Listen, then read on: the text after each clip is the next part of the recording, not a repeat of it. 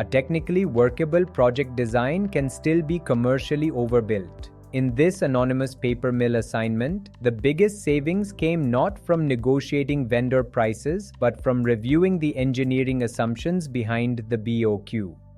The proposed project included pulp storage systems, extensive industrial piping, motors, drives, switchgear, and electrical distribution. The design could have operated, but the combined project cost had started moving beyond the promoter's intended budget. At this stage, a conventional response would have been to ask suppliers for deeper discounts, but a vendor discount cannot correct an oversized tank, an unsuitable material philosophy, or an experience-based electrical BOQ. Sark engineers and consultants approached the assignment as an engineering design and project assessment exercise. Each major item had to justify its process function, operating requirement, installed cost, lead time, and maintenance implications. The objective was not indiscriminate downsizing. It was to identify avoidable overinvestment while protecting safety, operability, and future maintenance.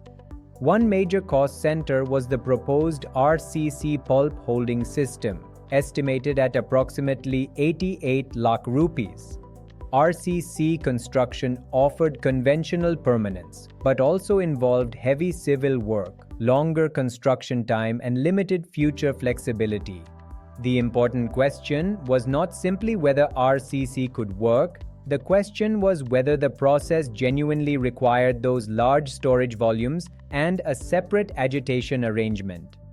The pulp storage philosophy was redesigned using multiple smaller modular HDPE tanks with an approximate total cost of 50 lakh rupees. The direct difference was approximately 38 lakh rupees, but the engineering benefit went beyond the tank purchase price.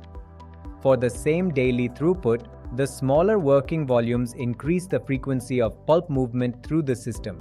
In this project-specific arrangement, the improved turnover avoided the need for separate agitation.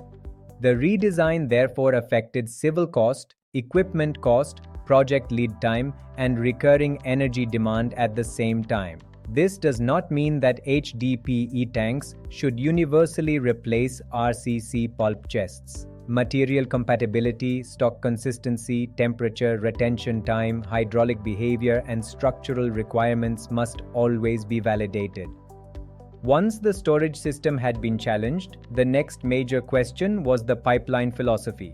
The proposed piping package was predominantly based on mild steel, with an investment basis of approximately 2.1 crore rupees. But should one pipeline material be used across every service in a paper mill?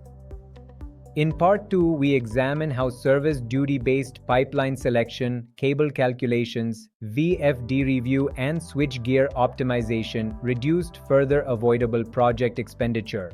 The original pipeline philosophy was predominantly based on mild steel, with an estimated investment of approximately 2.1 crore rupees. Mild steel remained technically suitable for several services. The problem was treating it as the default material across diverse duties.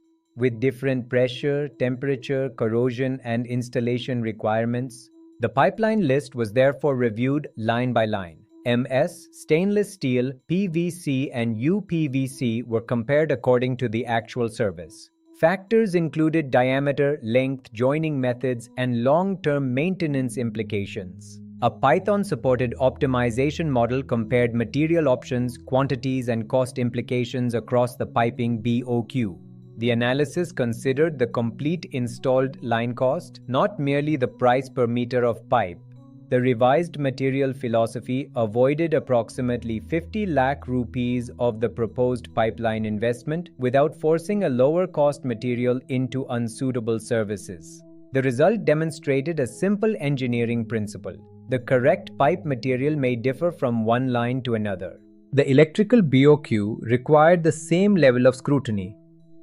The initial electrical installation estimate was approximately 2.5 crore rupees. Some selections had been developed through previous experience and familiar specifications rather than detailed project-specific calculation.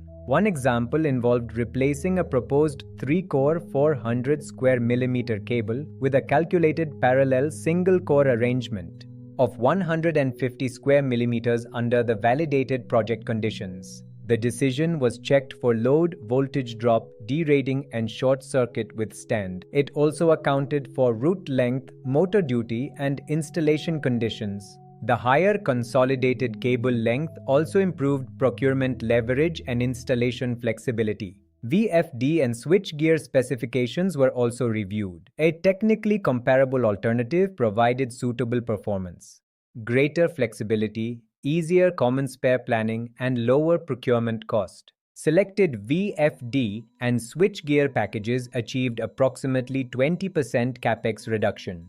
The final electrical installation expenditure closed at approximately 1.6 crore rupees, compared with the earlier estimate of 2.5 crore.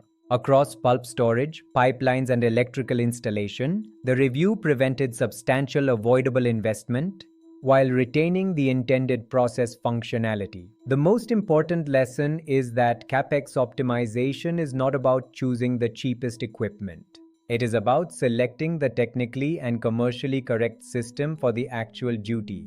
Engineering decisions are easiest to correct before procurement, civil construction, and installation begin. If your paper mill project, expansion, or modernization is moving beyond budget, share the process flow, tank list, piping BOQ, motor schedule, electrical SLD, and vendor proposals for an independent technical review.